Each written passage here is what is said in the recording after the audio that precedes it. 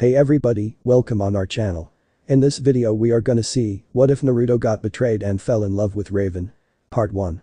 Huge shout out to Jink777 for this story. If you are new on the channel, don't forget to subscribe our channel and like the video too. So without wasting any more time, let's start the story. The first thing Naruto noticed as he regained consciousness was the noise. All around him, he could hear loud roaring sounds over the top of what must have been thousands of people, mixed in with several odd noises he couldn't place. There was a terrible smell that was making his nose burn. Next was the realization that he was lying on the ground in what he hoped was a puddle. His clothes were drenched and he shivered as the cold was started to get to him. It was at this point that the pain hit, like someone had thrust a kunai into his head. Rubbing his head where it hurt, Naruto slowly sat up and opened his left eye to look at the blood on his hand from an already healed cut. Shaking his head in an attempt to clear the fog that seemed to surround his mind, Naruto took a moment to look around. He seemed to be in an alley of some kind, though it was several times bigger than any alleyway he had seen in Konoha. The buildings on either side of him seemed to stretch high into the night sky, so much so that he could barely see the tops. He was surrounded by large metal boxes, the source of the foul smell, and, at the end of the alley, he could see countless people walking past without even a single glaze in his direction. Not that they would be able to see him, as he was at the far end of the alley, hidden in the shadows. Shuffling back a few feet so he could lean against the wall, Naruto let out a sigh and covered his eyes with his hand. He sat there for a few minutes, not moving an inch as he watched the people pass by outside the alley through his fingers. He could hear the voice in his head arguing with each other, but didn't bother trying to listen to them. He was confused enough as it was without trying to understand what they were all saying all at once. Then, out of nowhere, a chuckle escaped his lips. It wasn't an amused sound, nor was it a cruel one. More than anything, it sounded tired, like the world had collapsed around him, and this was the first chance he had to stop and think about it. Which is actually what happened. 3 hours earlier. Naruto was laying on his bed with a small frown on his face. The sky outside his window was dark and no one was on the street. The room around him looked like it had been hit by a tornado, the dresser was tipped over on its side, and all his clothes and random bits of paper were scattered on the floor, torn to pieces in a fit of rage. It had been a year and a half since he had dragged Sasuke back to the village. Sasuke had been slung over his shoulder, with minor wounds and a bump on his head. Whereas he was slowly bleeding out from the fist-size hole in his chest inches to the right of his heart. They had both been rushed to the hospital, and Tsunade had treated him personally. It was later found out, after Jiraiya examined the now completed cursed seal, that there had been a compulsion seal hiding in the seal matrix that was responsible for Sasuke trying to abandon the village. They couldn't remove the cursed seal completely, but the compulsion seal had been removed easily enough. Sasuke had gone back to being his usual broody self, though he did break character for a short time, just long enough to thank Naruto for stopping him and apologize for almost killing him. Naruto had responded with his usual grin, which got him a smirk and Sasuke throwing out a dope comment before walking off. A week after the retrieval mission, Sasuke and Sakura had started dating. It had broken the young blonde's heart when he heard, but like with everything else in his life, he put on his mask and smiled at them, congratulating them and joking about Sasuke getting an early start on rebuilding his clan. The only one that seemed to notice it was all faked was Iro-sanin. The white-haired man had been in the room with them when the new couple told him and had comforted Naruto after they left. He cried for the rest of the day, yet didn't make a sound. The next day, Jiraiya had taken Naruto out of the hospital. No one saw him for the next 6 months. When his friends asked Tsunade what had happened to him, all she would say was that he was on a training trip with Jiraiya and that he would be back when he had finished his training. When he came back, Naruto seemed exactly the same to all his friends, still hyper and loud.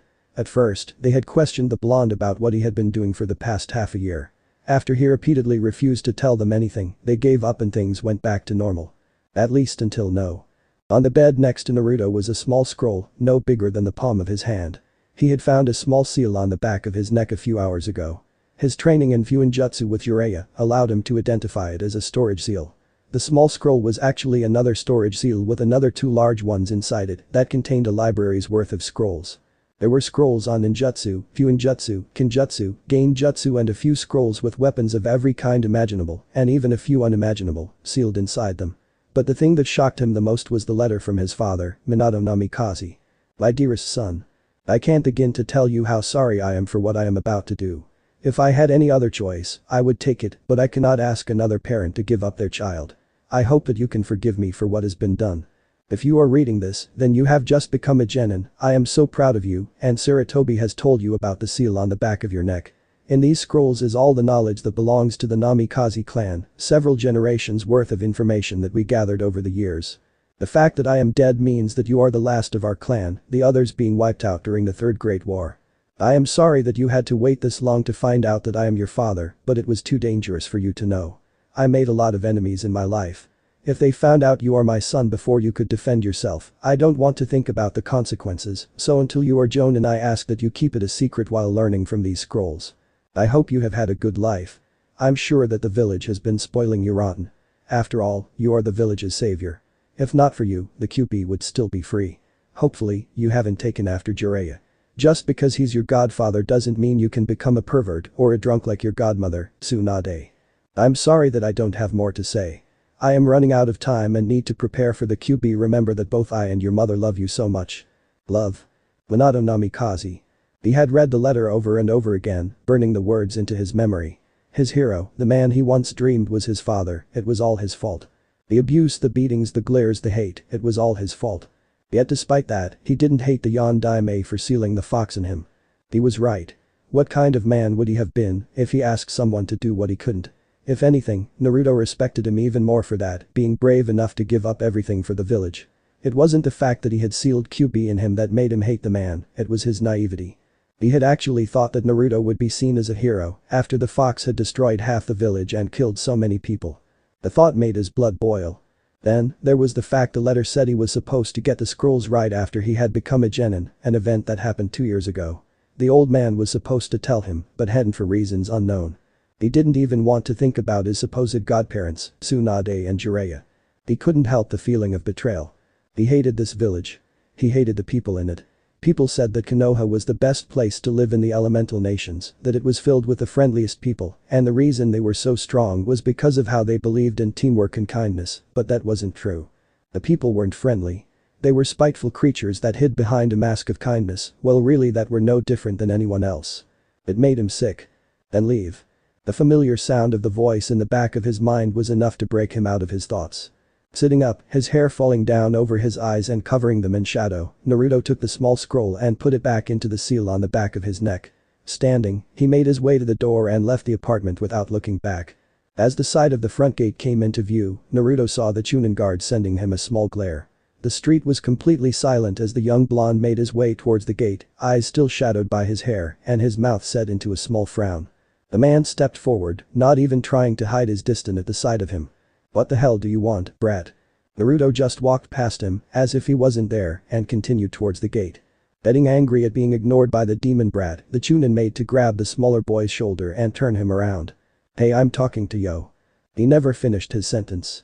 Just as he turned to face the older man, Naruto pulled a kunai out of his sleeve and stabbed it into the guard's stomach.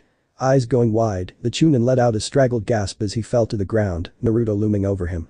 Bending down so that he could get a good look at the man's face, the blonde genin spoke in a voice almost completely devoid of emotion, except for the simmering rage that could be heard bubbling under the surface. I remember you were always one of the ninja that chased us during the village's fox hunts. The guard's eyes widened even further at Naruto's words, fear becoming the most dominant emotion on his face. With a snort of disgust, Naruto turned his back on the man as he slowly bled and walked off into the trees that surrounded Konoha. It wasn't until after hours of running that Naruto heard the people coming up behind him. He had been running non-stop ever since he left the village. For a moment, he considered trying to outrun them, but realized that such a tactic wouldn't work. If they had caught up to him, then they would be able to catch him before long. Instead, he stopped on a branch and turned to face his pursuers. He didn't have to wait for long. Moments after he stopped, Naruto was met with the sight of Sasuke, Sakura, Lee, Hinata, Ino, Shikamaru and Kakashi stopping on the branches and looking at him with mixed expressions of shock and confusion. Stepping forward to address his wayward student, Kakashi raised his hands in the air to show that he wasn't armed. It was almost enough to make him laugh. Kakashi actually thought he was that stupid. Naruto, I don't know what happened, but you need to come back with us now so we can fix it. The guard at the gate is going to live. This doesn't have to go any further than it already has. Naruto just stared at them with a blank face, looking at each of them in turn before turning back to Kakashi. Something didn't seem right about his face. It was still Naruto, but something seemed to have changed in a way none of them could describe. Too bad. We should have just slit his throat and been done with it. The casual way in which Naruto said that was almost as shocking as the words themselves, and just like his face something about it just didn't seem like Naruto. Eyes widening slightly before settling on a look of apathy, Kakashi let his hands drop to his side. You're not Naruto. What's going on? Are you the fox? Are you controlling him? Shaking his head slightly, the young blonde leveled haunted eyes on his sensei. The fox? Is that the best you can come up with? You really don't know anything about us, do you? Letting out a tired sigh, Naruto looked at each of them with tired eyes that didn't look right on the normally energetic blonde's face. We've had enough. At the confused look on his sensei's face, Naruto let out a small, hollow chuckle. 13 years for 13 years, we've been the village's scapegoat for what the fox did. The beatings, the insults, and to know who our father was and that it's his fault. We just can't take it anymore. We're not going back. We are never going back to that hellhole. As he finished his speech, Naruto ripped off his headband and threw it towards the group and started to speed through hand signs as fast as he could. Before any of them could stop him, he let out a yell. Reverse summoning jutsu. Present time. After that, everything went black and he woke up here. Obviously, something had gone wrong with the jutsu. It was supposed to take him to the Toad Mountain, not wherever this was. At least he had gotten away from them. He didn't want to fight his old friends, not yet anyway. Getting to his feet, Naruto looked at his orange clothes, then at the people walking on the path at the end of the alley. After a moment, he nodded to himself. He took off his wet jacket and threw it in one of the large metal boxes, leaving him in a tight-fitting black shirt that showed just how shinny he was and his orange pants. Letting out another sigh, Naruto made his way out of the alley toward the crowed street. Shortly after they had woken up, Kakashi and his team set up camp in a large empty warehouse near a river to try and figure out what had happened. He had no idea where they were, how they got here, or how to get back. Off in the distance, they could see a tower that seemed to have been made in an odd shape built on a small island in the middle of the bay. They were sat in a circle on the ground, facing each other, as Kakashi summed up what had happened so far. I have nothing. This caused the 5 genin sat around the white-haired man to face fault. After picking themselves back up, all eyes turned to Shikamaru, the shadow user being the best at beepizing situations on their current team. Troublesome. Whatever Naruto was trying to do obviously didn't work the way he had hoped, because I doubt he would have brought us along willingly. At least, I don't think he would by the way he was acting. Which is another reason to be concerned, because he wasn't acting anything like himself. From that, we can only assume that the jutsu wasn't supposed to bring us to wherever this place is. He probably made a mistake in his hand seals, which means he is as lost as us as to where we are. After a moment of silence, they all heard a snort and turned to Ino. Sure sounds like him. He can't even run away, right? Shut up, Ino. Whatever is going on, he is still our friend. Surprisingly, this came from Sasuke, who was leveling a hard glare at the blonde girl. Despite how he acted around people, Naruto included, Sasuke had a great respect for his blonde teammate. He had saved him from a fate worse than death and, even though he would never admit it, he would always feel indebted to the orange-wearing knucklehead for that. He also knew what was really going through Naruto's mind when they had told him about his and Sakura's relationship. He would admit that the blonde's mask was almost perfect, but he had seen the look in his eyes just before he put it on. Yet he had still put it on for their sake. But he stabbed a Chunin and ran away from the village. He's nothing more than a traitor now. Shooting to his feet in a moment of anger, Sasuke practically yelled at the purple-wearing Kunoichi. Is that what you think? Then what does that make me? I ran away from the village too, remember? But he didn't give up on me, and I'm not giving up on him. Calm down, Sasuke, nobody is giving up on Naruto. Ino, think carefully before you talk from now on. After the raven-haired boy sat back down and held his girlfriend's hand to try and calm down, Kakashi turned his attention back to Shikamaru. What do you suggest we do now? Raising an eyebrow at the older man, the lazy Nara let out a yawn. Why are you asking me? You're the team leader. And you're the team strategist. Troublesome. Well, I guess the first thing we need to do is gather information. Wherever we are, it doesn't match anything I've seen on the maps on the elemental nations. My dad had me memorize all of our maps. Also, from what I heard on our way here, I don't think we speak the same language. I'd say we get Ino to use her mind transfer jutsu on a few random people to try and learn what we can. Until then, we need to keep a low profile, nothing above what a civilian could do. Also, we can't look for Naruto yet. Seeing that they were about to argue with him, Shikamaru quickly continued. Until we know more about where we are, we can't risk doing anything that could draw the attention of the people here. We don't know anything about them and, for all we know, they could have ninjas stronger than even Kakashi. When we know more about this place, we can start looking for Naruto. After thinking about what he had said, they all fell silent, unable to argue with his logic. Letting out a sigh, Kakashi nodded his head. You're right. We'll put off the search until we know more about where we are. Tomorrow, Ino, Shikamaru and Hinata will go and gather whatever information they can. Don't be seen, and when you're done, you will directly come back here. Until then, sleep. I'll take first watch and after that I'll wake up Sasuke. It's been a long night and I get the feeling it's not going to get any better anytime soon. 3 years later. It had been 3 years since Naruto had first landed in Jump City and he could honestly say he had never been happier. After making his way out of the alley, he had wandered around for several hours. Eventually, he had come to a large old-look building that had turned out to be a library. The women at the front desk hadn't even spared him a glance as he walked in and, after looking for several hours, he had found a few books that he could read. After that, with the help of shadow clones and sneaking in at night, the young blonde had been able to learn a lot about where he was. The first thing being that he was definitely not in the elemental nations and that they didn't have ninja. What they did have, however, was enough to make him cautious. He didn't want to have to deal with the Justice League. Actually, he didn't want to have to deal with anyone. He was in a new world and, although they had wars, Naruto felt no need to fight. He still trained, knowing that there would come a time he would need to fight, but until that time came he was happy to just live a normal life. After finding someone that could set him up with fake papers so he could stay under the radar, Naruto began saving up money by using his clones, henjed into random people, to do jobs all around the city, mostly construction work. After 2 years, he had enough money to buy a small bookshop and still have a good sum left over. He was currently walking between the shelves, his arms full of books and a small smile on his face as he placed them in the right spot, nodding his head to several customers as he passed them. One of the first things Naruto had done after getting money was to buy new clothes to help him fit in. He could honestly say that he didn't miss his old Kill Me Orange, and the fact people would actually sell him what he wanted just made him more angry at his treatment at the hands of Konoha and the fact that he had let them get away with it. He now wore a black jacket over the top of a red t-shirt, a pair of tight-fitting blue jeans and simple black sneakers, along with a pair of black fingerless gloves with metal plates on the back of his hands and a light brown bucket hat on top of his head that shadowed his eyes slightly. He had let his hair grow out a little, just enough to slightly cover his eyes. He wasn't malnourished anymore and had grown to 6'1". After 3 years of proper eating and training, his body had filled out. While he wasn't bulging with muscles like the bodybuilders he had seen around the city, he wasn't skinny and it was easy to see his muscles through his shirt.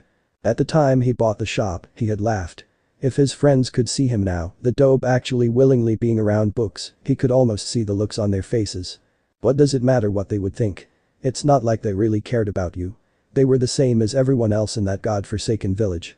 Letting out a sigh at hearing one of the familiar voices in his head, Naruto made sure not to react too much to it. For years now, he had heard the voices in the back of his head. 7, to be exact. When he had asked them who they were, all they would tell him was that they were him, just different parts of him.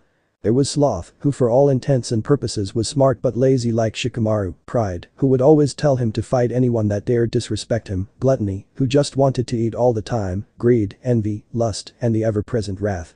It was actually because of wrath that he had stabbed the guard at the gate and said what he had to Kakashi. He had been so angry that the dark voice had gained influence over him. Not enough to outright kill someone, but enough to affect his willingness to hurt people. Despite that, and how annoying it was to have several extra voices in his head, Naruto didn't think any of them were evil, despite how they seeming to represent the 7 deadly sins. They all just worried about him, even Wrath, and in a way were all his friends. Not now, Wrath. I'm working. Besides, it doesn't matter anymore. I'm here and they're not. He didn't say anything after that, simply humming to himself quietly as he made his way around the shop, a happy smile on his face. As she made her way down the street towards her favorite tea shop, Raven could be heard grumbling under her breath about stupid green loudmouths and beepy robots. She didn't know why she put up with them sometimes. Shaking her head to clear her thoughts, the gray-skinned girl took several deep breaths in an attempt to calm herself. It wouldn't be good if her emotions got the better of her and she destroyed something by accident. She ignored the people staring at her, being used to it. If anything, she had it the easiest out of all her friends. Because of her dark personality and looks, not many people would approach her, despite her popularity as a teen titan. She remembered when Robin had been mobbed by his fans and dragged off. It had taken them an hour to find him, and whatever they did was still enough to make the boy wonder curl up into a ball and mutter about demon fangirls at the mention of it. It was just as she was passing by a small bookstore that she didn't recognize that her thoughts were interrupted by a man in a business suit being thrown out of the door, followed shortly by a shout to stay out. Turning from the downed man to the door he was thrown through, Raven got a curious look on her face and walked towards the shop. The shop was actually bigger than she had thought it would be from the outside. It was nice, several bookshelves with all different genres were set up and set in a corner of the room. At the back was a small spiral staircase leading up to a balcony overlooking the store, with some chairs and desks for people to sit while they read. Hanging from the room in several places were security cameras, strategically placed around the shop so that nowhere was left unwatched. She could see 3 different people sitting at one of the desks near the railing of the balcony, poring over an old leather-bound book that looked so old Raven thought it might belong in a museum. She could see that they were all wearing rubber gloves and looked to be taking notes. Slowly making her way around the shop, stopping at random places to look at the shelves, Raven soon found herself up on the balcony. Her eyes were soon drawn to the glass cases, set up in the place of bookshelves on this level. Each case had 3 books inside, except for one that only had 2 and a blank space in between them.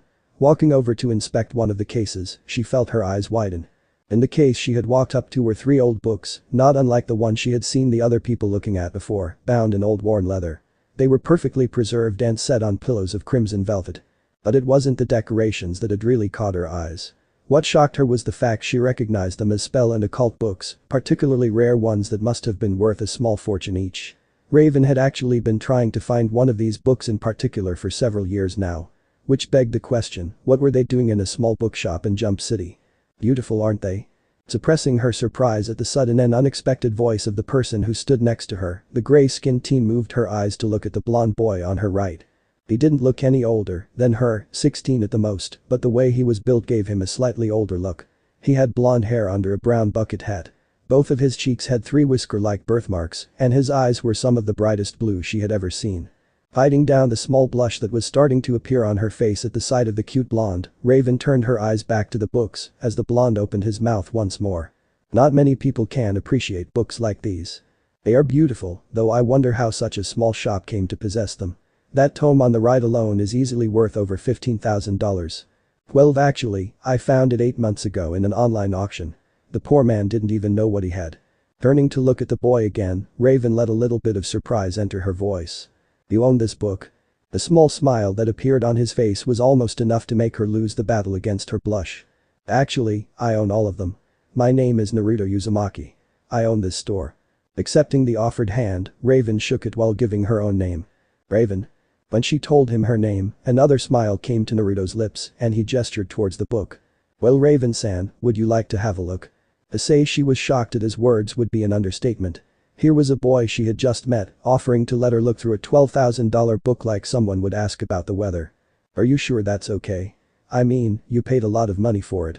Reaching into his pocket, Naruto put on a pair of rubber gloves, pulled a small key on a chain from around his neck, and unlocked the display case with a small chuckle.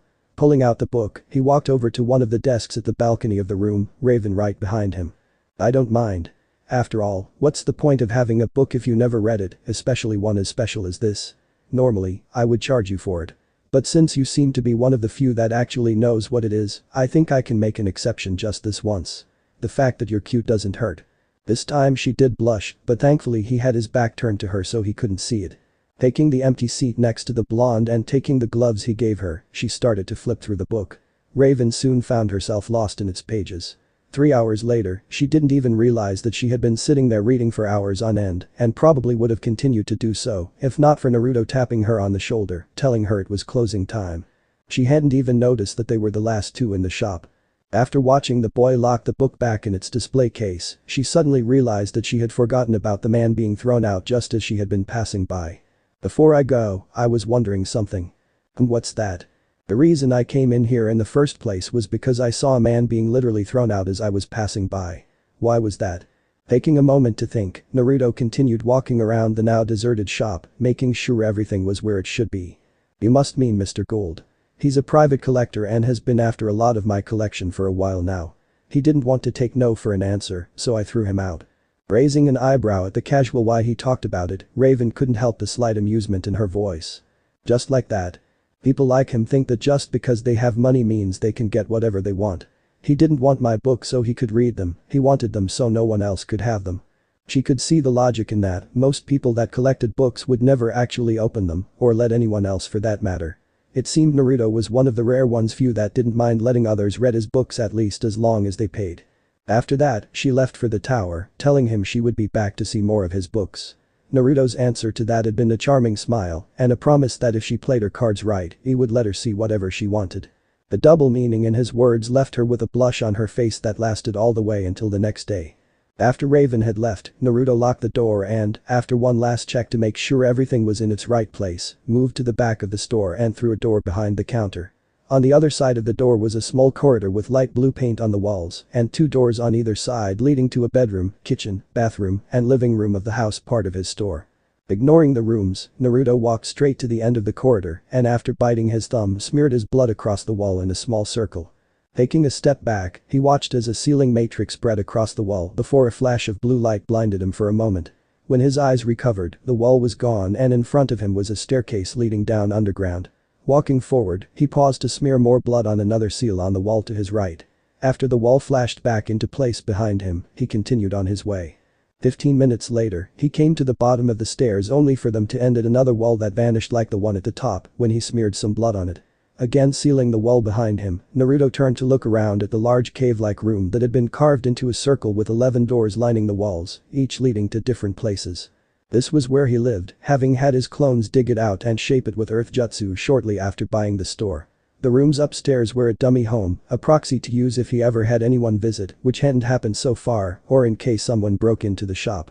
It was actually because of the space under it that Naruto had brought the particular building to use as his bookstore. Most of the space under the city was occupied by sewers. All except this single lot. The stairs that lead down to this room were in a thin, straight line leading down between the sewer tunnels. The room he was in right now was approximately 200 feet below the lowest of the sewer pipes. The door to his immediate right was his first library, which contained most of the rarest books he had acquired from this world, many of which he had found could be quite dangerous if left in the wrong hands. One of the things he found out about this world was that, even though they didn't have jutsu or chakra, they did have was magic.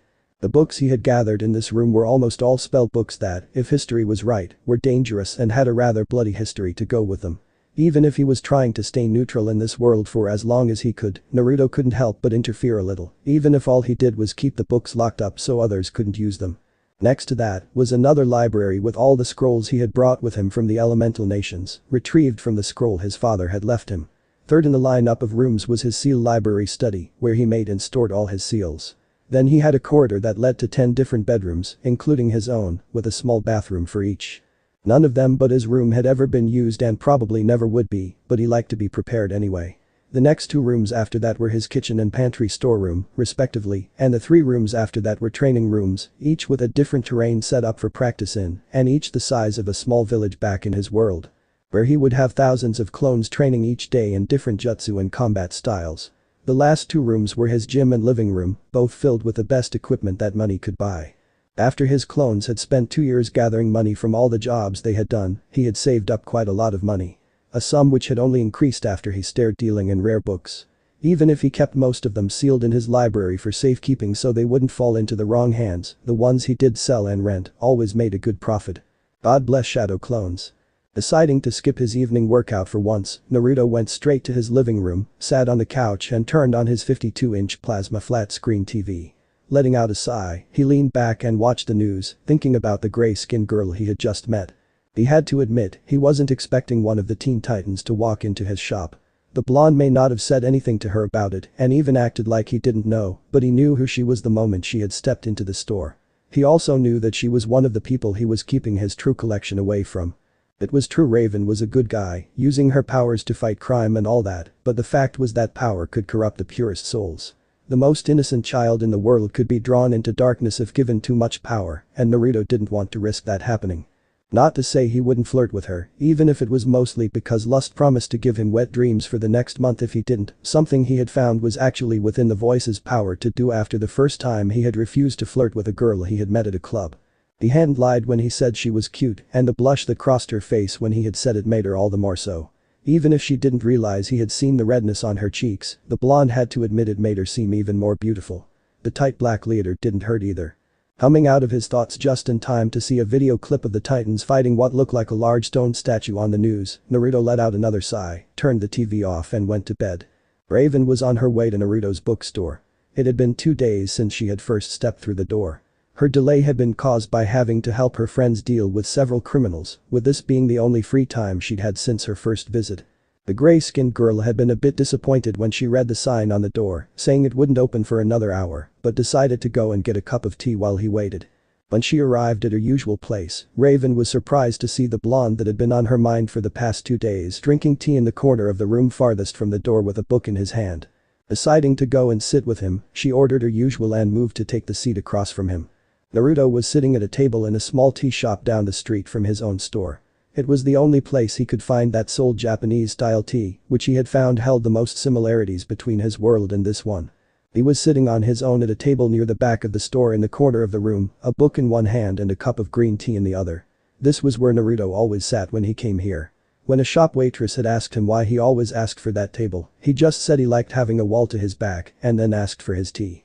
Even on a world as peaceful as this, at least when compared his, some habits were just too hard to give up.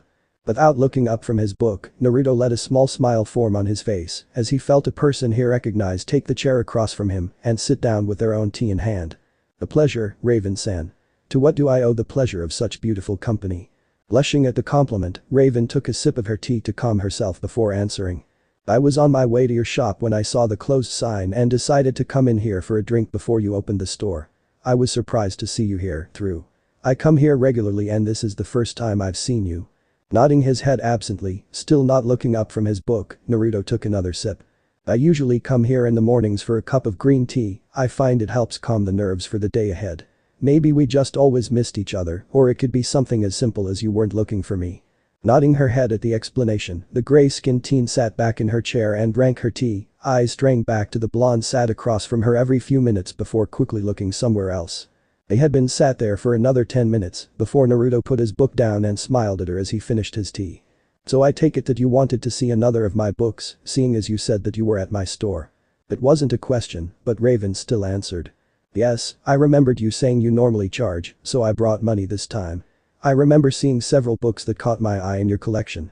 Chuckling quietly, Naruto put his empty cup on the table. "I don't want your money, Raven-san. You can look at them anytime you want and all you have to do is ask."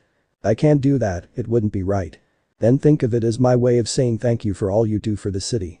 Plus, if people see a pretty girl like you in my shop, I might get more customers." After giving the girl a wink, enjoying the small blush that the simple action brought to her cheeks, they left the tea shop and made their way down the street to his store. For the next month, Raven would often be found at the small bookstore whenever she wasn't saving the city with her friends.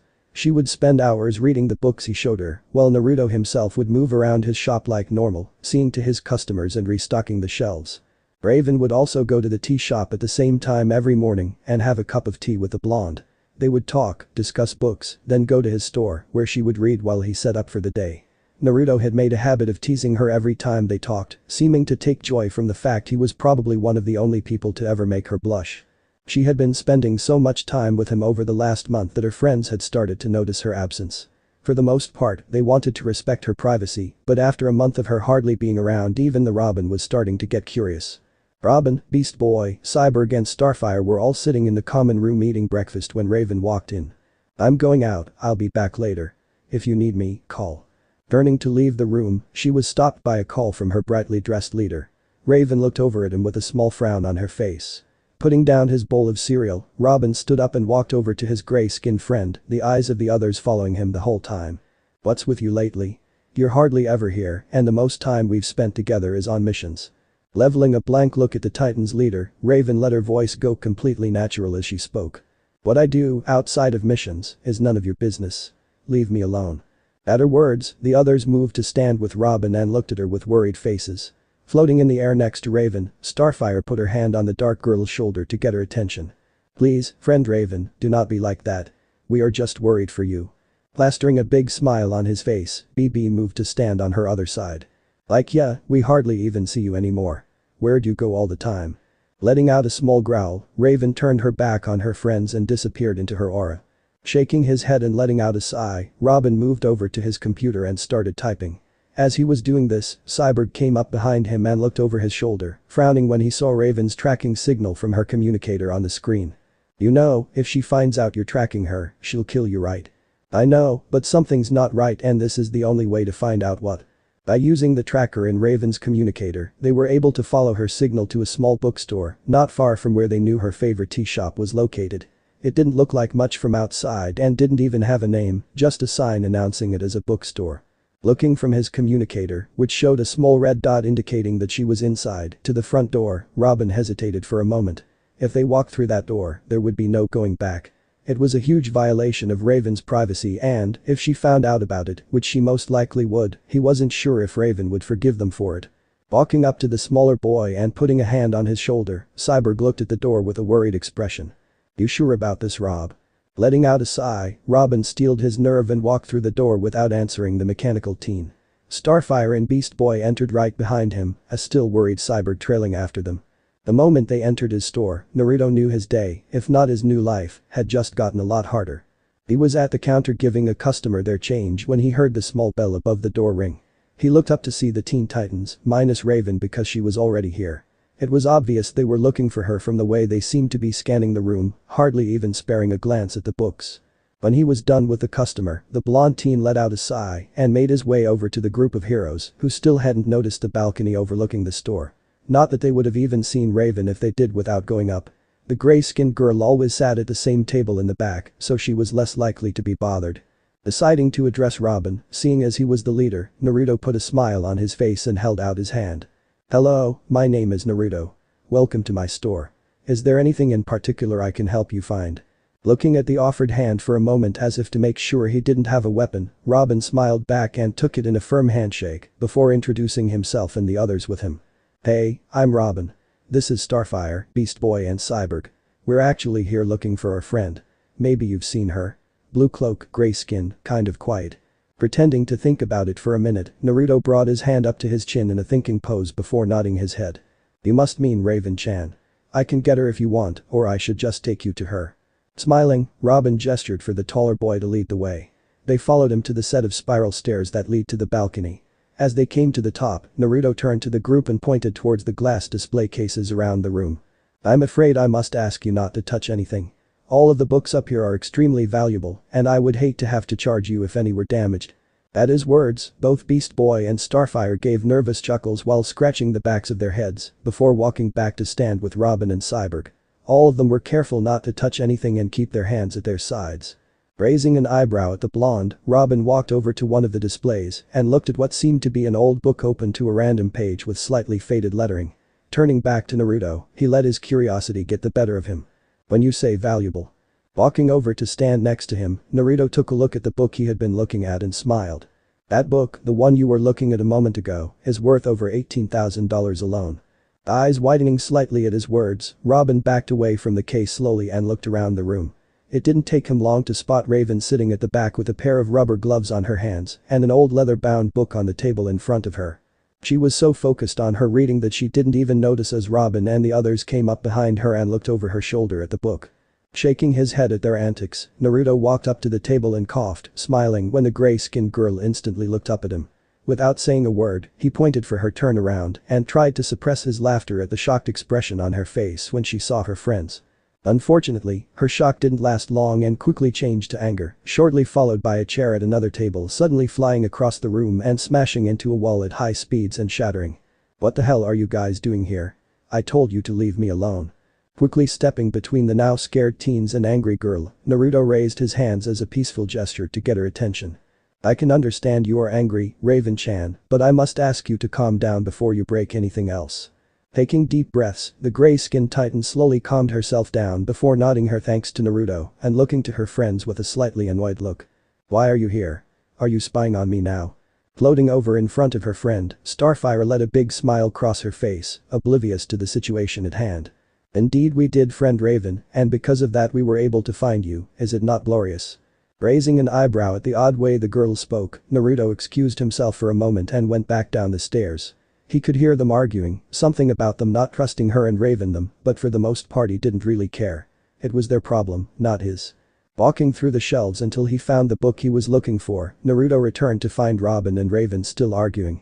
It looked like Raven was about ready to lose her temper again, so he decided to interrupt with another cough. When he had their attention, the blonde walked up to the alien girl still floating in the air and held out a small book for her to take. When he saw the confused look on her face, he smiled gently and explained. "It's a book on the English language. I thought it might be useful for you.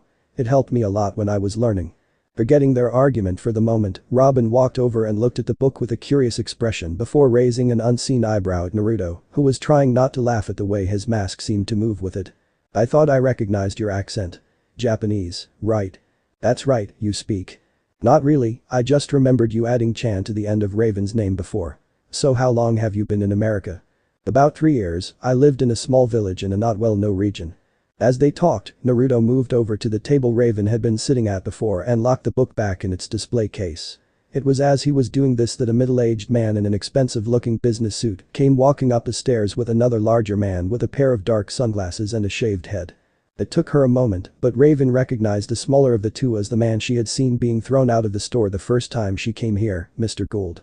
He had long dark brown hair tied into a small ponytail and a smirk on his face as his eyes fixed on Naruto.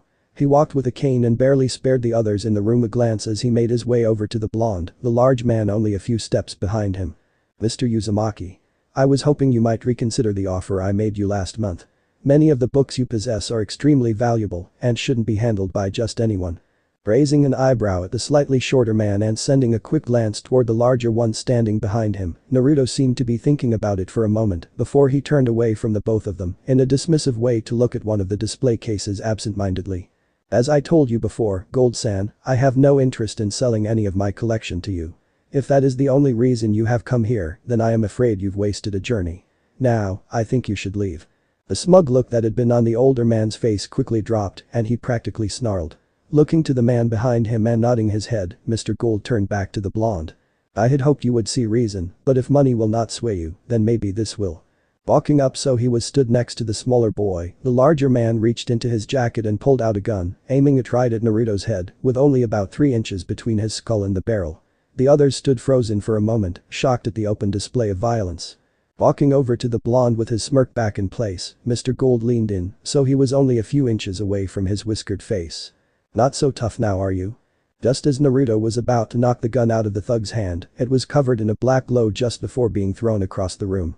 Without thinking, the large man tried to follow his weapon and didn't even notice Robin pulling out a small pole from his belt, which then turned into a bow staff. He didn't make it more 3 feet before the staff slammed into his stomach, leaving him winded and gasping on the floor. Robin put his staff away and leveled a hard glare at the now cowering Mr. Gould. Naruto is right, it's time for you to leave. At the teen's words, the middle-aged man quickly ran down the stairs and out of the door, the still slightly winded thug not far behind. Turning to the 4 teens with a smile on his face, Naruto nodded his head to the group and made his way over. Thank you for that. Some people don't know when no means no. Casting one last look towards the door where he had last seen the 2 men before they left, Robin walked over to where the gun had been left on the ground and picked it up, a small frown on his face. He looked from the small weapon to Naruto, taking in the blonde's reaction to what had just happened, and narrowed his eyes slightly. Is this normal for you, being held at gunpoint I mean? Shrugging his shoulders, Naruto made his way back down the stairs to deal with a customer waiting at the counter, the Titians following. Not really, but it's not the first time. People can get a little crazy about books, especially rare ones. Looking at the blonde with wide eyes, Beast Boy couldn't help but express his opinion about that. Dude, that's so cool. Giving the man at the counter his change with a small chuckle, Naruto just shrugged off his words and smiled at them. This, coming from a hero. Giving a large sheepish grin while rubbing the back of his head, the green teen moved away from the group to look for a book on animals, hoping to find something new he might be able to change into, with Cyborg going off to look for a book on mechanics, since he was in a bookstore anyway. Starfire followed him as she floated through the air reading the book Naruto had given her. With the others gone, Raven turned her attention back to Robin and let a small frown cross her lips. How did you find me here anyway? Both the blonde and purple-haired teens could see the brightly dressed boy begin to sweat under their curious gazes before he seemed to have an idea. We went to look for you at the tea shop, but when we couldn't find you there, we decided to look around. Before she had time to question him on his answer, Raven was interrupted by Naruto chuckling. You're not a very good liar, are you, Traffic Light-san? Traffic Light? Robin, how did you find me here? Looking down with a defeated look on his face, the boy wonder let out a sigh of resignation. We used a tracker in your communicator. Across the room, several books started flying off the shelves and fell into piles on the floor. You what? Backing away slightly from the clearly upset Raven, Robin soon found his back against a wall with nowhere to go. We were worried about you. For the last month, you've been acting strangely and whenever any of us tried to ask you about it, you'd teleport away like you did this morning. I told you it was none of your business. What I do in my spare time is my own responsibility. You had no right to do this." As their arguments started getting more and more heated, the other Titans could be seen poking their heads out from behind the shelves to watch what was happening, while keeping a good distance so they wouldn't be caught in the crossfire. As this was going on, Naruto walked over to the piles of books on the floor and calmly started putting them back into their rightful places, seeming not to notice the fight going on in his store. After all the books were back in order, the blonde teen walked back and stood to the side for a moment, watching the two with an amused look on his face, before coughing into his hand to get their attention. "As cute as you are when angry, Raven-chan, I would appreciate it if you not do this here. I'm not sure how much more my store can take." It was at this point, something happened that left Robin, Starfire, Beast Boy and Cyborg in a state of shock. Something they had never seen happen in all the years they had known the gray-skinned girl. There, right before their eyes, was a blushing Raven. All the Titans were gathered in the common room in the tower, the large couch occupied by Beast Boy, Cyborg and Starfire, as they watched the fight still going on between the other two members of their team. However, unlike the one they had been having while at Naruto's bookstore, this one wasn't about Robin not respecting Raven's privacy. "You should have told us you had a boyfriend. What if he's an enemy?" Letting out a growl for what seemed like the millionth time, the gray-skinned girl leaned forward so she was only inches away from the boy wonder's face. "For the last time, he's not my boyfriend. We're just friends. You still should have said something. Now we need to do a background check on him." "No, you don't. You don't need to know everything about everyone, Robin. You saw what happened. He didn't even bat an eye when that gun was inches away from his head. No matter how much he tried to brush it off, normal people don't do that. If you keep acting like this, it will cost you friends. Starting with me." Her words seemed enough to shock the brightly dressed boy out of his anger as he stared at the girl with wide eyes for a moment before she turned her back to him and stormed off. His shock soon turned back to anger. Robin turned to face his other friends, crossed his arms over his chest and pouted slightly. "What's her problem?" Scowling at the smaller boy, Cyborg shook his head. "Not this time, Rob. I'm not backing you up on this. I told you not to do it. You went too far this time. We all have a right to a personal life. Not you too. Come on Star, BB, you agree with me, right? I was just trying to protect the team." When he saw that neither of them could meet his eye, Robin seemed to visibly deflate. Letting out a sigh, he sank into the armchair next to the couch and ran a hand over his face. "I made a mess of things again, didn't I?" Back at Naruto's, the blonde was in the middle of his daily workout. When he had first finished his underground home, he had made sure to make a room specifically for physical training and filled it with all the latest workout equipment he could find. His workout consisted of 300 sit-ups and push-ups, 300 pull-ups and stomach crunches, weightlifting, and a 10-mile run on his treadmill. After that, he would increase the weight seals on his arms and legs and do 300 kicks and punches for each arm and leg before practicing the katas that his clones had learned for an hour. It would normally take him around 3 hours to finish the whole workout and, after a few minutes of heavy breathing, it would be as if he hadn't even done anything. As he finished his punches and moved on to kicks, sweat poured down his face as the sound of his music blasted around the room from the speakers mounted on the wall. The song was called Pump It by a band called the Black Eyed Peas, and he often listened to it when doing his workout because of the fast pace. He couldn't help but think about what had happened that day.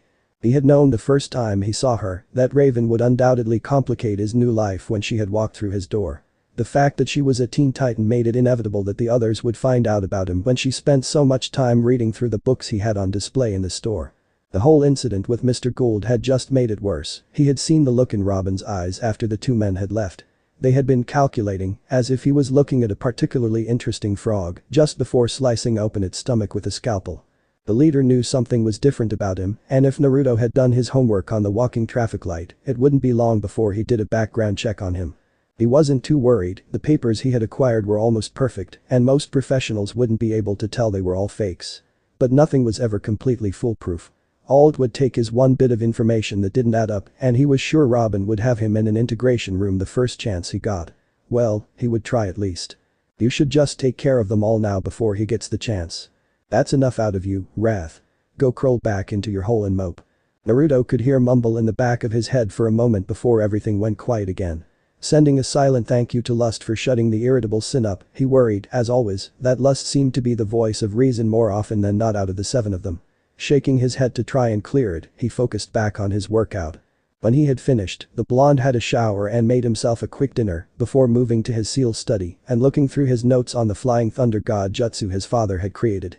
As much as he hated the man, Naruto couldn't help but admire his skill. The jutsu was a true masterpiece, nothing he had seen in the other scrolls could compare to it in combat ability. He had actually finished learning it 4 months ago, with the use of shadow clones, of course, and had decided to try and improve it. Spending hours at a time poring over different ceiling matrix and jutsu theory, he had come up with several ideas. After whittling them down to the most likely to work, he had come up with the idea of combining the Flaying Thunder God with a simple body flicker jutsu. He was hoping that when he was finished it would have the speed of the Thunder God and the range and ease of use of the body flicker. After another hour of studying, Naruto let out a sigh, running a hand over his face and standing from his desk. He couldn't focus with his head full of what had happened with the Titans, and he didn't want to make a mistake because he was only paying half his attention to his work. Putting his research back in its place in a small safe hidden behind one of the shelves filled with scrolls, the blonde made his way to his room and turned in for the night. As his eyes started to close, he couldn't help the grin that spread across his face when he thought about the Titans' reaction when they realized just what was in the book he had given to Starfire. Every Monday and Wednesday Naruto would have a day off from running the store and just leave it closed. He would use these days to shop, read, train, and research his seals. It was one of the only times, apart from his trips to the tea shop every morning, that he actually left the building. He would go to a club on occasion or walk around the park just to stop himself from going stir crazy, but for the most part, he liked to stay out of the public eye as much as possible. But today was different. The day before, Raven had come to him at the end of the day and invited him to come and see her own book collection as a thank you for letting her see his. He had been reluctant at first, not just for the fact that she lived in a giant tea built on an island in the middle of the river, leaving it completely open to attack, but also because if he was seen in or around the Titan Tower, it would most likely end up on the news. If that happened, he could say goodbye to his peaceful new life. In the end, there were 3 reasons that made him agree to come. 1. He couldn't resist the chance to see the books. 2. It would probably make the traffic light more suspicious. And 3, as much as he didn't want to admit it, he really did like spending time with Raven. The blonde knew it was a stupid risk, but he couldn't help the way he felt. He still wasn't sure if he liked her as more than a friend and wasn't completely sure he wanted to see her in that manner. He may enjoy teasing her, and when she would give him one of her rare smiles, he couldn't help but smile back, but a relationship with her would destroy everything he had done up to now to have a normal life. They had met up at their usual table in the tea shop at the same time they always did, talking for a while and then leaving. When they were outside, Raven had placed her hands on his shoulders, a large blush on her face, and used her aura to transport them just outside the tower. It had been a strange feeling, like being plunged into cold water and, even though he had recovered instantly, the blonde had made a show of wobbling on his feet for several minutes after they reappeared. He had seen the cameras pointed towards them and was sure Robin would be watching every move he made. Taking a deep breath to steel his nerves, Naruto let Raven lead him into the tower, fixing a small smile on his face as they went. If nothing else, Naruto had to admit that the tower was impressive. For one thing, even though only 5 teens lived in it, he couldn't see a speck of dust anywhere. He guessed that they must have had some kind of robot or something to clean, seeing as everything else seemed to be completely automatic. The doors opened on their own, the lights turned on by themselves, and he could have swore the security cameras were following his every move. Another thing he couldn't argue with was the view. Whenever they passed one of the many windows that covered the outside of the tower, he was treated to an impressive view of the city. Naruto was sure that it would be all the more impressive first thing in the morning, with the sunrise, and last thing in the day, when the sun set. They had been walking for about 5 minutes, Raven explaining things as they went, before coming to a stop in a large circular room that he guessed was a common room. He could see a big U-shaped couch that looked like it could seat 6, 2 armchairs on either side of it, and all of that facing a humongous TV. Set to the side of the room was a small kitchen, and several computers were scattered around the room. He could see Beast Boy and Cyborg sitting on the couch, playing a video game on the large green TV and yelling at each other as the green team seemed to be winning. Starfire was moving around the kitchen, humming happily to herself and mixing several random ingredients into a large pot on the stove, which Naruto could have sworn was growling. Robin sat to the side of the room, typing at one of the computers. It was a very open room, with a large window stretching across one of the walls with a perfect view of Jump City. Off to one side, he noticed a table with a photo on it of a cute blonde girl, and another next to it of the same girl stood with the Titans, smiling at the camera. Seeing both Raven and Naruto standing at the door, Starfire grinned happily at the two before rushing over and giving the blonde a bone-crushing huge, literally. Raven could have sworn she heard a few bones cracking under the strain. "Friend Ravens, friend Naruto, it is fucking glorious to see you again. I hope you have been well. We have all been bloody brilliant since the last time we met. Staring at the girl floating in front of him for a moment and noting the groans from the others in the room, including the brightly dressed Titan slapping a hand to his head in a tired manner, the ex-ninja could only hold it in for about 10 seconds before he burst out laughing. Ahaha, it's good to see you to Star-san. I'm glad to see you have been reading that book I gave you. Nodding her head enthusiastically as the others walked over to join them, Starfire flew over to the other side of the room and back again with the book in her hands. Indeed, it has been bloody wonderful. I have been able to learn many new words from it like shit, fuck, hell, bloody hell and motherfucker. Naruto found it hard to believe that she was able to say all of that while still looking so innocent. You gave her a book on how to swear. Turning his attention to the boy wonder standing to his right with an annoyed expression on his face, Naruto smiled gently. So? Waving his arms in the air frantically, Beast Boy's voice went several octaves higher as he all but shouted. Dude, she hasn't stopped. Ever since she started reading that book, all she does is swear. I thought you said you used it when learning English. I did.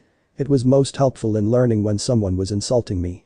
After he said that, all the Titans but Starfire, who didn't really understand what was going on, face faulted. Shaking her head, Raven grabbed the blonde's hand before the others had recovered, trying her hardest to hide the blush on her face, and pulled him out of the common room toward her own. Closing the door behind them, the blue-haired teen let out a sigh before turning to look at Naruto, only to see him looking around her room. Turning to look at her over his shoulder with a small smirk on his face, Naruto turned back to look at the book's case next to her bed. Dragging a boy into your room so suddenly, I had no idea you were so daring, Raven-chan. He could practically feel the heat come off her face from across the room and was trying his hardest not to laugh at the poor girl's embarrassment.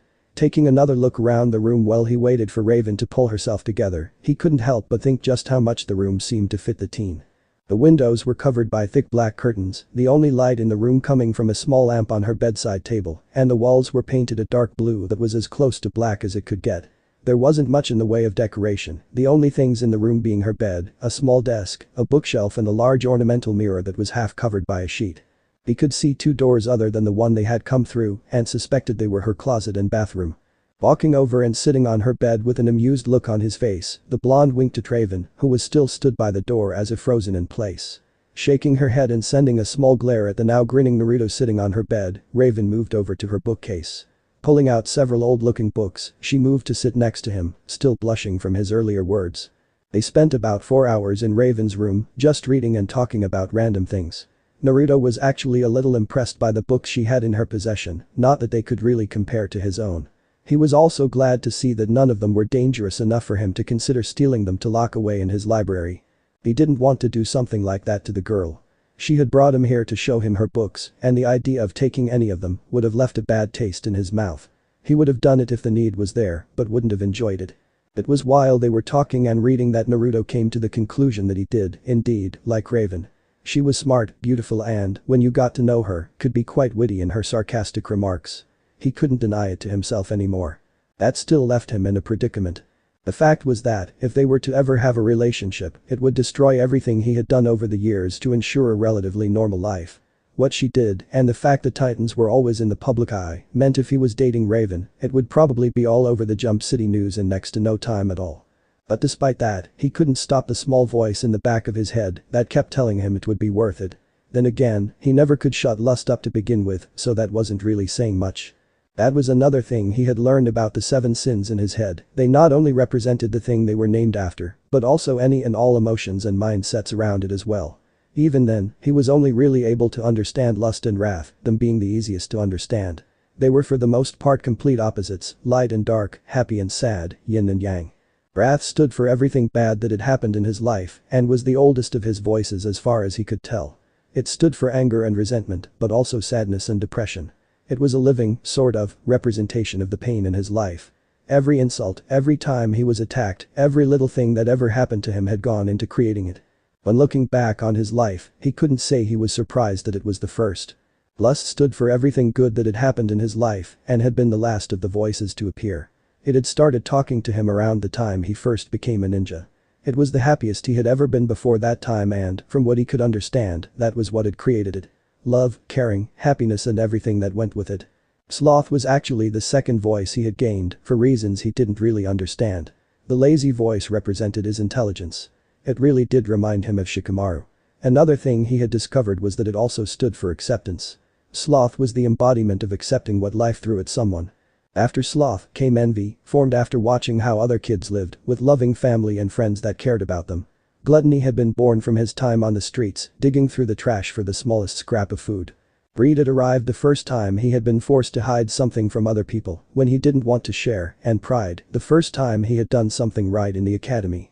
Basically, he had 7 spilled personalities as a result of his crappy life in Konoha. After finishing looking through the last of her books, they stayed in the dark room for another half an hour before moving back to the common room to get something to eat. Just like the first time they had come to the room, the other Titans were there. Beast Boy and Cyborg seemed to be arguing over what takeout they should get. Hearing the sigh that escaped Raven's lips, Naruto could only assume that this wasn't the first time they had had this particular fight. Looking over to the kitchen unit, the blonde made his way over to the fridge and started to look for anything he could use as ingredients. Raven followed with a curious look upon her face. When he started pulling things out and putting them on the counter, the other noticed the two in the room for the first time and watched as the blonde moved around the small kitchen like a professional, throwing away anything that had gone out of date as he sorted through what they had. An hour later, the sun had just started to set, bathing the city in a golden red glow, and the Titans were all sitting around the dinner table as Naruto brought them the food he had cooked. With the exception of Beast Boy, who had a salad, he made them all steak dinners. After taking the first bite, Cyborg couldn't help the drawl that fell out of the corner of his mouth, even Robin couldn't help the satisfied sigh that escaped his lips at the taste. Looking at the blonde sitting across from him at the table, the mechanical teen grinned. "This is great, where'd you learn to cook like this?" Seeing the eyes of all the Titans fixed on him, Naruto gave them a small smile as he finished his mouthful. "I'm an orphan, I needed to learn to take care of myself at a young age. Cooking was just one of the things I had to learn. Didn't you live in a home or something? It's complicated. Let's just say I've been on my own for a long time and leave it at that." Staring at him with a confused expression on her face, Starfire leaned forward to look at the blonde. "Excuse my lack of understanding, friend Naruto, but what the hell is an orphan?" Deciding to spare the blonde from having to explain, Robin turned to the alien girl sat next to him.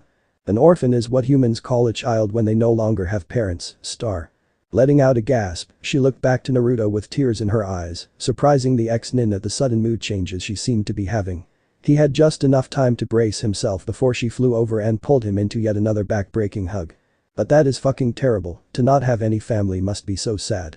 After a moment of struggling to get out of the death grip, Naruto gave the still crying girl an odd look. "Are you bipolar or something?" Shaking her head, Raven looked up from her meal and sighed.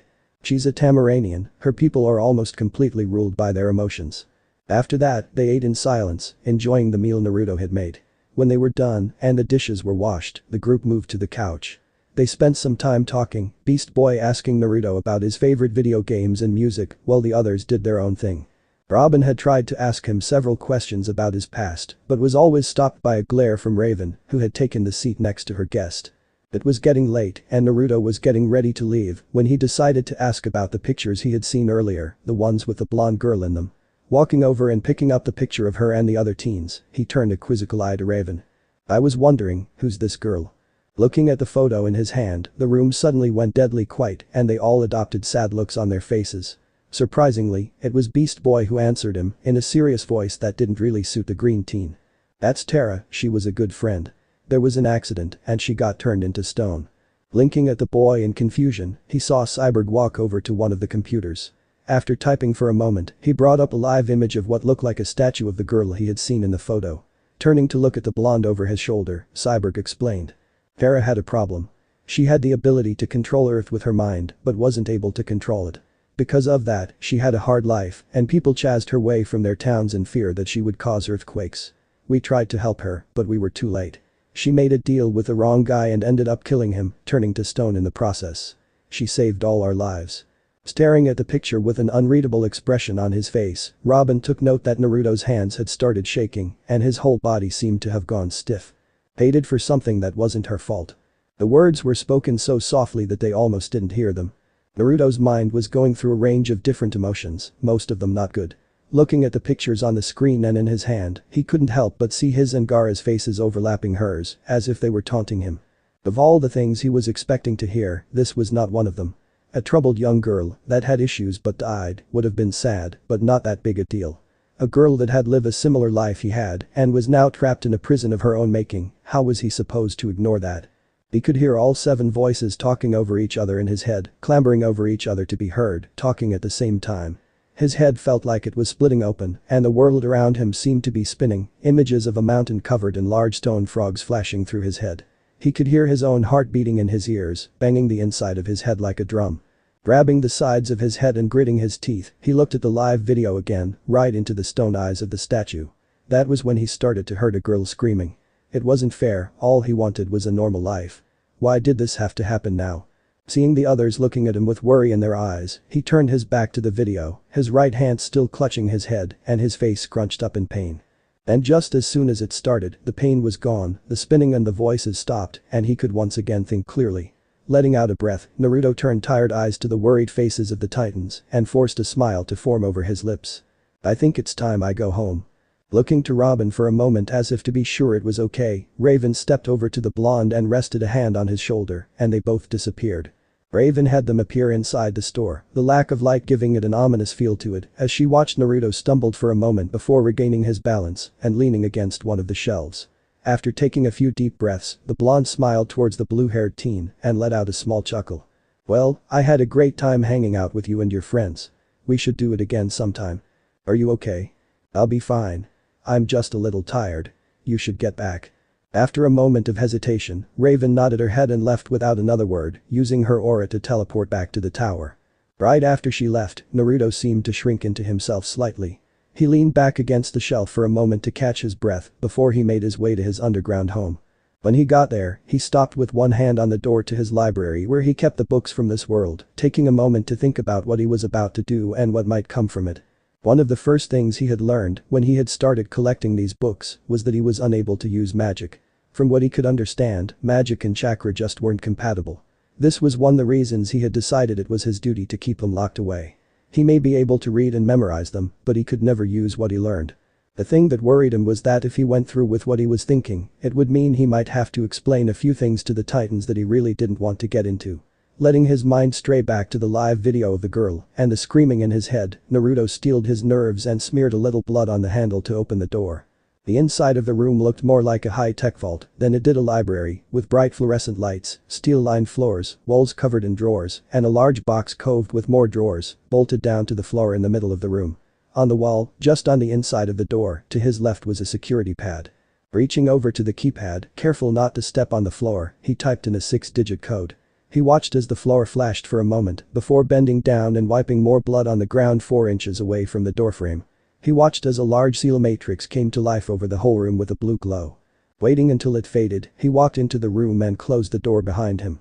Naruto spent the next 2 weeks straight in that room, reading through book after book and taking notes on anything that might be relevant. Because of his healing ability, the blonde could go up to a month straight without food or water and, if needed, could get by with only an hour of sleep for every 3 days. It was an ability he couldn't help but associate with bad memories because they were all things he had discovered while he lived on the streets as a kid.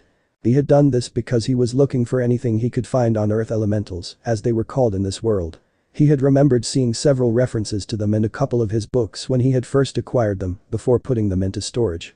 He had been hoping to find a cure for the girl within his collection. It took him 2 weeks and 57 books, but he had finally found it.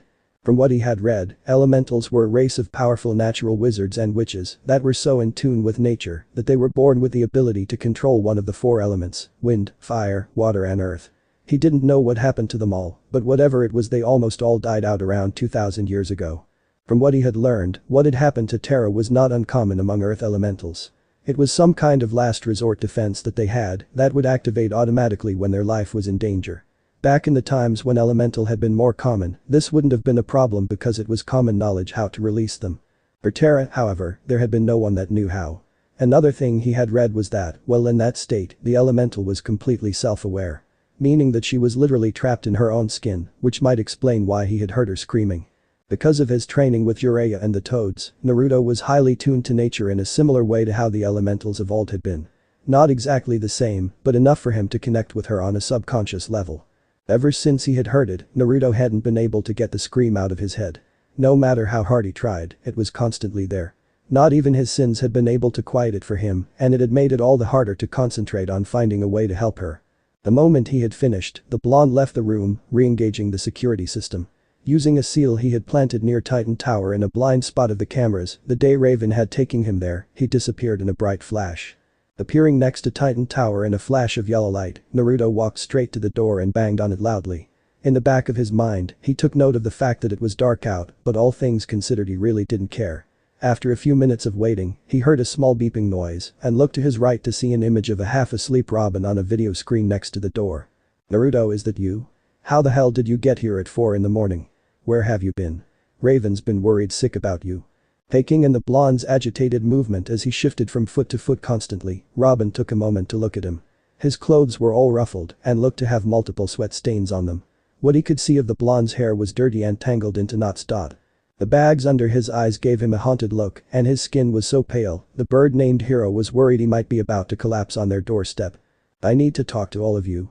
Can you let me in and gather the others?" "What's this about?" "I'll tell you when you're all in one place." After seeming to think about it for a moment, Robin nodded his head. "Okay, I'll get the others and then come get you. Wait there." About 15 minutes later, the door opened to show Robin standing in full gear with a small frown on his face. "What happened to you?" Naruto shook his head and motioned for him to lead the way. The boy wonder gave the blonde a worried look before turning around and leading him back through the tower to the common room. When they entered, Naruto saw all the Titans in different states of awareness, with Cyborg being the most alert, followed by Raven, Starfire and lastly Beast Boy, who was stood in the middle of the room, eyes closed and a large snot bubble coming out of his nose. The second they saw Naruto, all three gasped, with Raven quickly making her way over to the blonde and Cyborg hitting his green friend in the back of the head to wake him up. When she reached him, the gray-skinned teen pulled him into a hug, slightly shocking the others, before yelling at him. "Where the hell have you been? I was worried sick about you.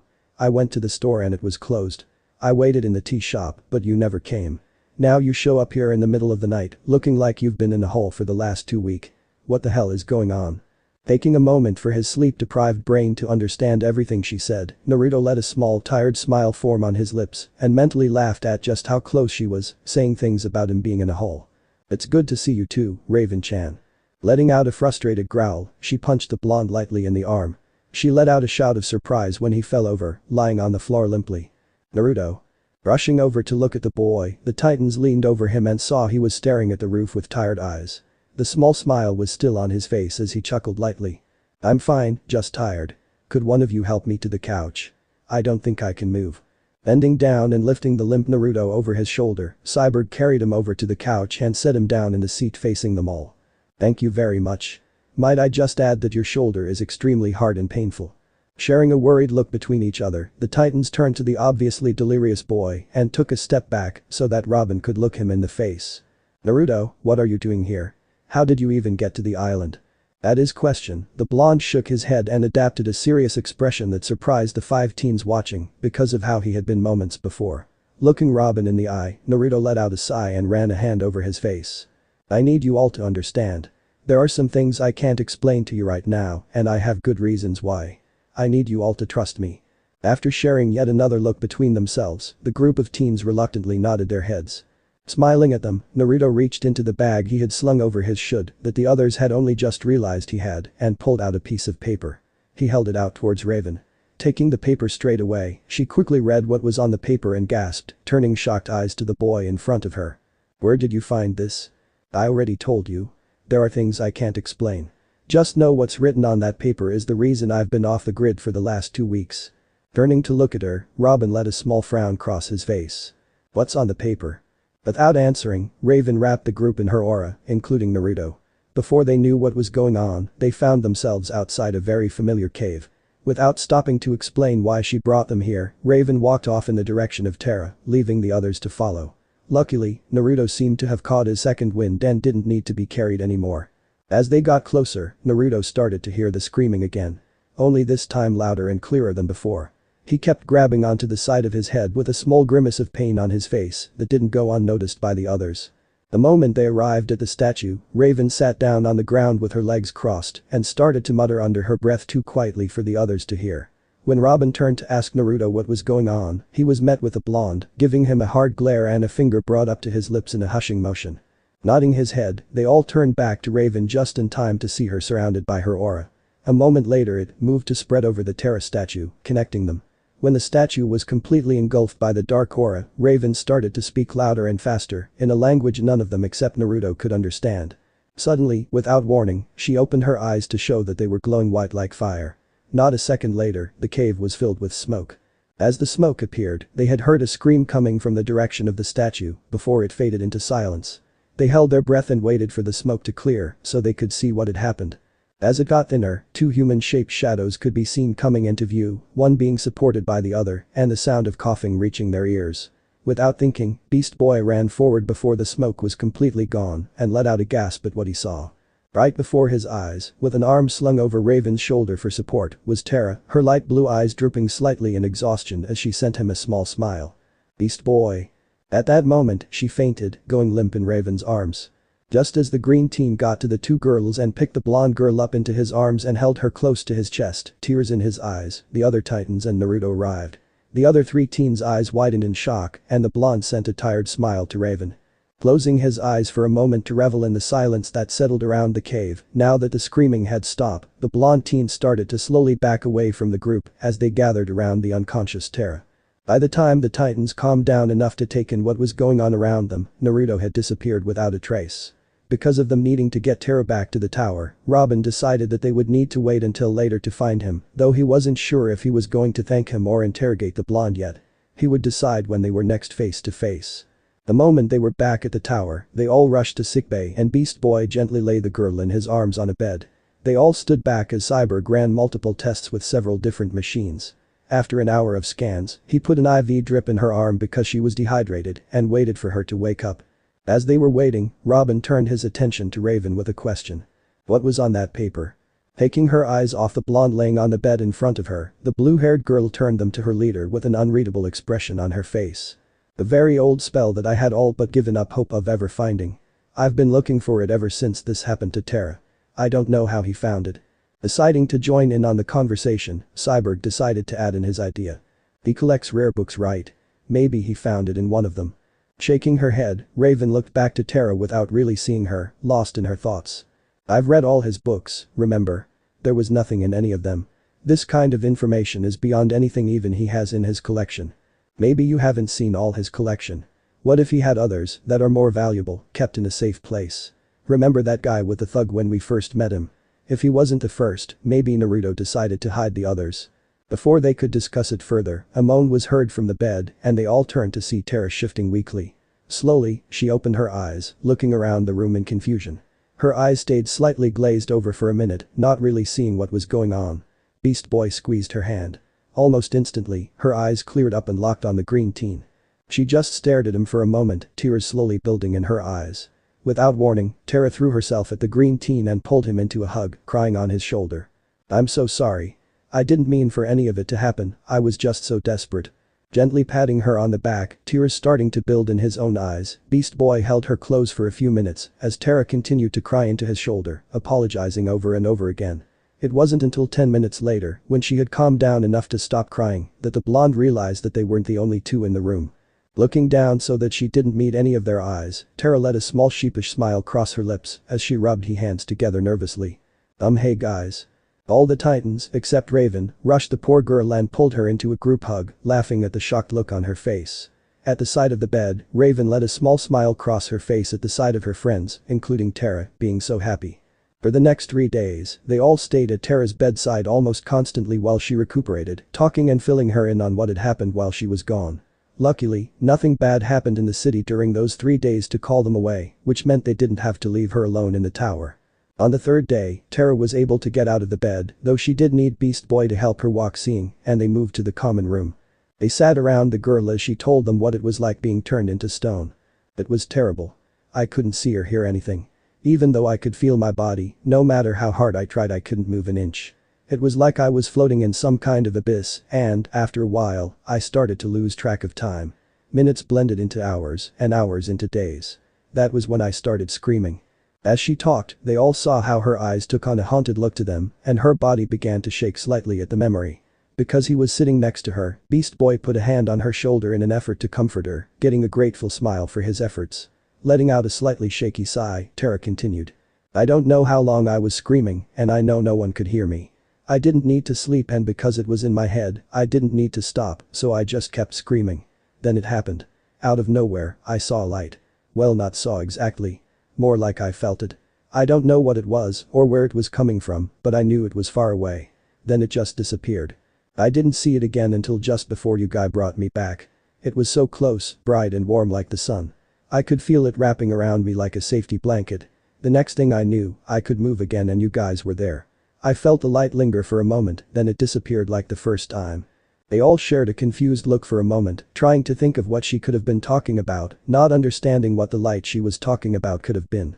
They were all slightly shocked when Beast Boy spoke. You don't think I mean, he was the only other person with us at the time, and he started acting really strange when we showed him the video link. Looking at each of them in turn with a questioning look on her face, Terra looked back to the green shapeshifter sitting next to her and tilted her head slightly to the side. Who are you talking about? Deciding to answer her question, Robin leaned forward in his seat with a contemplative look on his masked face. Naruto, Raven's boyfriend. He is not my boyfriend. Was with us when we changed you back. It was actually him that gave us the spell Raven used to free you. He came to the tower a few weeks before and, after he asked about you when he saw the photo on the table, we showed him a live video link we set up in the cave so we could keep an eye on you. After that he started acting weird and left. None of us saw him for 2 weeks. Then, out of nowhere, he showed up at the door in the middle of the night, looking like he hadn't slept in days, told us not to ask any questions, and gave Raven a sheet of paper with the spell on it. We came straight to the cave. He was with us but, just as we were leaving, we noticed he was nowhere to be seen. Shrugging her shoulders slightly, Terra just smiled to herself for a moment before looking up at the group again. I guess I owe him my thanks. Her eyes on the floor, Raven thought for a moment before looking back up to the blonde girl, startling Terra slightly at the intense look being directed at her. What did it feel like? The light, I mean. You said it was like the sun, but what else? Closing her eye in thought, Terra frowned slightly at the memory. I don't know how to explain it. Like I said, it was comforting, but that was what was being directed at me, like it was trying to make me feel better. It was so powerful, like nature itself was concentrated into one spot. I could feel it spreading warmth throughout my body. But when I felt it in the cave, when it was so close. Trailing off, the teen started to panic when the Earth user started to cry. It was so lonely, so sad. I think it was comforting me without realizing it because he couldn't stand the idea of something else feeling anywhere close to how it felt. It held so much pain. I don't understand how could something so sad and in so much pain feel so good to be around. When you freed me, I wasn't screaming because of being trapped. I was screaming for the light, for its pain. Pulling the girl into another hug as she cried into his shoulder yet again, Beast Boy looked to his friends with an even more confused look than before Terra's description. That don't sound anything like Naruto. He always acts so happy whenever we see him. Frowning, Robin let out a sigh of frustration, running a hand over his face and shaking his head slightly. He didn't say anything for a few minutes, lost in his thoughts, as the others waited to hear what he thought. Nodding his head to himself, the boy wonder stood up from his seat and looked to Raven and held out his hand. The only one that can make any sense of any of this is Naruto. It's Monday, so he wouldn't open the store. Do you have his number? Hesitating for a moment, Raven nodded her head and passed her mobile to her brightly dressed friend after bringing up the blonde's number. Naruto was sitting at his usual table in the tea shop with a book in his hand and a cup of his favorite green tea on the table in front of him. After he had seen the girl was fine and the Titans were taking care of her, the blonde had discreetly left the cave before flashing back to his home and falling to sleep in his bed. He may be able to function without much sleep, but it still took a lot out of him. The next day, he woke up at his normal time, did his morning workout, got dressed and continued his day like he would any other. To be honest, he had thought the Titans would be at his shop with 100 questions. Robin, he knew, would definitely be coming sooner or later with Raven only a few steps behind. But they never came. After 3 days had passed, there had been no sign of them, including Raven. He assumed they were with a girl, Terra, if he remembered her name correctly, and were waiting to make sure she wouldn't suffer any side effects. That was fine by him. The longer they waited, the longer he had before he would have to answer their questions, not that he would anyway if he didn't want to. He had just finished his tea when he felt his pocket vibrating. He pulled out his phone, taking a look at the caller ID. Naruto let out a resigned sigh before answering. Naruto here. It's Robin. I need you to come to Titan Tower. He wasn't surprised that it wasn't Raven, even if it was her phone used to call him. I'll be there in 10. Don't get your tights in a bunch, traffic light san. My name's not TR. Before he could finish, Naruto hung up his phone and made his way down the street, back to his shop to pick up his get-well present for the girl. Exactly 10 minutes later, Naruto knocked on the door and stood waiting for someone to come and let him in. Within 5 minutes, the door was opened by a serious-faced Robin. After a nod to each other, they made their way to the common room in silence. When they entered the room, the blonde ex-ninja was met with happy faces, which threw him a little. His eyes were drawn to the blonde girl sitting on the couch, who he could see was staring at him with her mouth slightly open and her eyes wide. He had to admit, she was pretty in a little sister kind of way, and her eyes seemed so innocent she reminded him of a baby rabbit. The thing that worried him was that, despite the baggy hospital gown she was wearing, he could easily see she was severely malnourished, and her skin was a little too pale to be considered healthy. He could hear gluttony in the back of his mind, telling him to give her something to eat before she collapsed, but did his best to ignore it. Turning his attention to Raven as she made her way over to stand next to him, the blonde gave her a charming smile and tipped his hat to her. It was while he did this that the gray-skinned girl punched him in the stomach. Letting out an oof noise, Naruto quickly recovered and sent a pouting look towards the girl, who just raised her eyebrow at him before turning away and walking away to sit on the armchair. "What did I do this time, Raven-chan? You ran off the night we went to free Terra. I just thought I'd give you all your space. After all, she's your friend." Seeing that she was refusing to meet his eye, Naruto let out a sigh before turning to the blonde girl that was still staring at him. "It's nice to meet you, Terra-san. I hope you aren't having too many problems with readjusting." For a moment, the only response he got was the girl blinking at him with her large doe-like eyes before she seemed to pull herself together. "Wow, yeah, I'm great. So, you're the Naruto I've been hearing so much about." Whatever you heard was a malicious lie spread by a group of breakdancing bunnies that were pissed I won all their carrots in a poker game.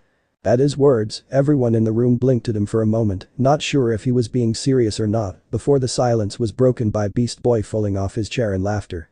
Cyborg looked close to joining him, but just managed to keep his balance. "Hahaha, dude, that was great, hahaha." Grinning at the green teen, Naruto sent a nod in his direction before turning back to Terra, who had started staring at him again. Before he could ask why, she spoke, almost shouting as she did. "What happened to you? What are you?" At her question, the room went completely quiet. Even Beast Boy had stopped laughing and looked towards him with a serious face that looked ridiculous from his position on the floor. Losing the grin from his face, Naruto bent his head down slightly so the top of his face was shadowed, but they could still see his eyes, which stayed locked on his fellow blonde that, despite obviously being a little shy, was staring back at him with an unflinching gaze. "I'm not sure I know what you mean." Still not looking away, though she did shiver a bit at his flat tone when he spoke, Terra steeled her resolve. "You're the one that I felt, the light I saw when I was trapped. I can still feel you, you know. Why are you so sad?"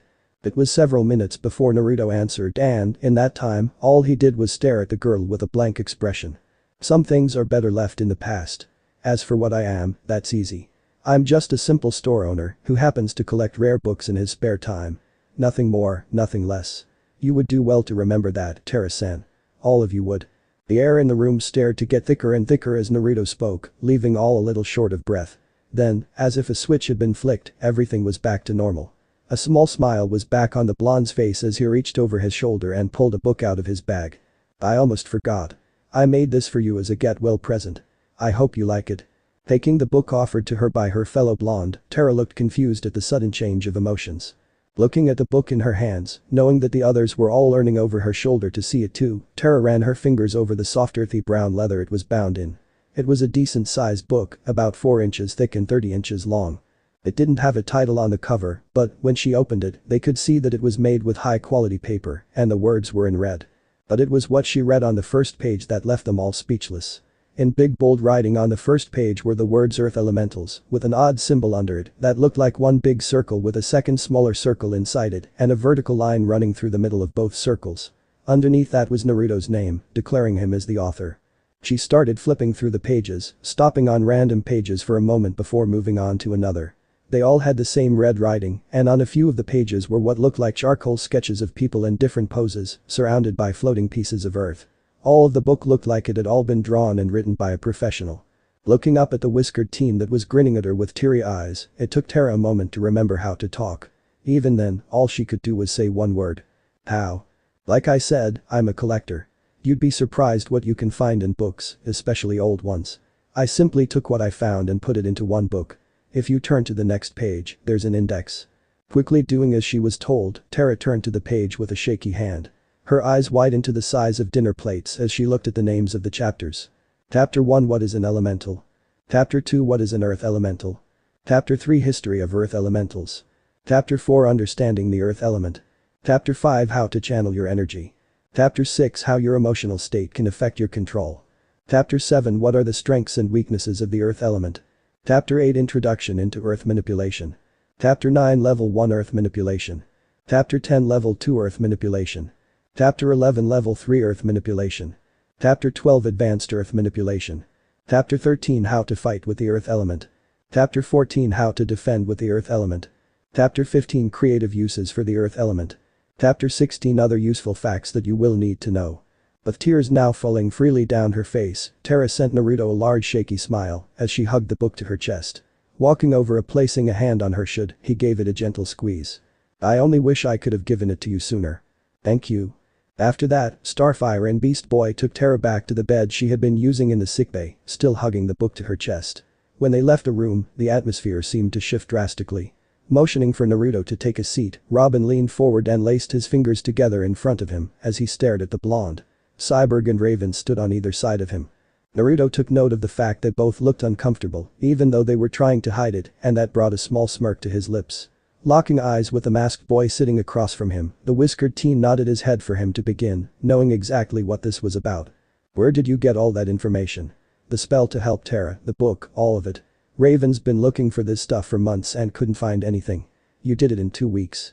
Giving the three another one of his charming smiles, Naruto leaned back in his seat, completely at ease. Maybe she just wasn't looking in the right places. Frowning at the answer, Robin let out a small growl of frustration. This isn't a game. Then stop acting like it is and think. You're a smart guy, Robin-san. Use that brain of your and think. Just like the last time it happened, the three were left completely stunned by the way the blonde's mood seemed to change in an instant. Not giving them a chance to talk, Naruto pressed on. As I'm sure you know, knowledge is power, and books are nothing more than knowledge written down on paper for all to see. But what if, in some cases, a book can literally hold power? Imagine being able to reshape the very world around you with nothing more than a few words written down in a book. I've spent the last 3 years of my life collecting those very books. And hiding them away from the world. Then why did you give the spell to Raven?